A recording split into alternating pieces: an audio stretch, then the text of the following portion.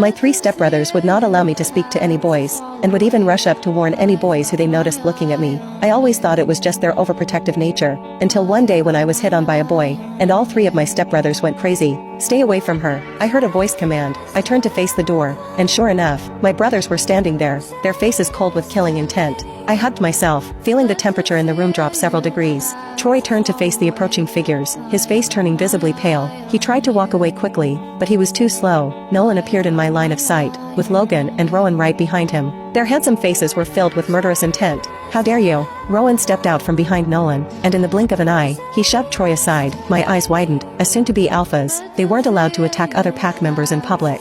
It was forbidden. Please let me go. I swear I won't." Troy's pleading was cut off by Nolan, whose face was filled with fury. "How dare you intercept the daughter of your alpha leader?" he asked coldly. Troy's face went even paler. I turned to look at his brothers. Their eyes were flashing with silent anger, but they said nothing. Troy coughed painfully from the fall. "If you dare touch her with those filthy hands, the consequences won't just be a simple shove," Nolan whispered in Troy's ear. 8 p.m., by the big tree behind our PAX fountain. "Don't be late." Troy nodded. Yes.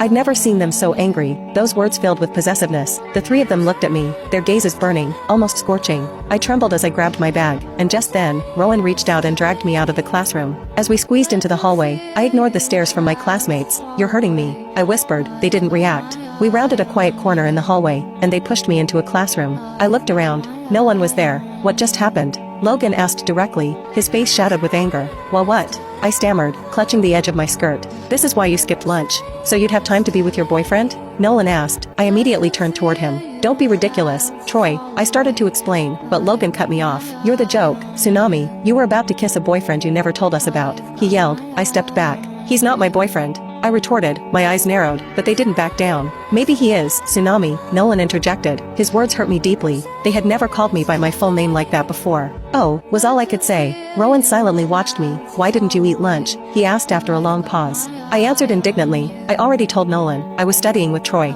"Of course, if we hadn't shown up in time, that Troy would have kissed you for sure," Logan interrupted. "He didn't," I began, but was cut off by Rowan. "Oh, so now you're defending him?" Nolan asked, narrowing his eyes. I took a deep breath and closed my eyes. They had no right to treat me like this. They were my brothers, but I had the right to date anyone I wanted. I was 18. When I opened my eyes again, 3 sets of dark, brooding gazes locked with mine. I looked away and walked toward the door. "You know what? Think whatever you want. I don't care." With that, I left the room, forcing back the tears that were about to spill. The entire ride home was suffocatingly silent. I sat in the passenger seat, hugging myself. I didn't understand why they were so angry. Brothers shouldn't act like this over their sisters' relationships, should they? We stopped in front of the mansion, and I quickly got out of the car without looking at them. As I hurried through the living room, I could hear their heavy footsteps following me. I quickened my pace until I reached the narrow hall leading to my room. Just as I entered my room, a hand grabbed me and shoved me against the wall. It was Logan. Rowan and Nolan stood by. "What are you doing?" I whispered. "Doing what we should have done at school," he said meaningfully, and then lowered his head.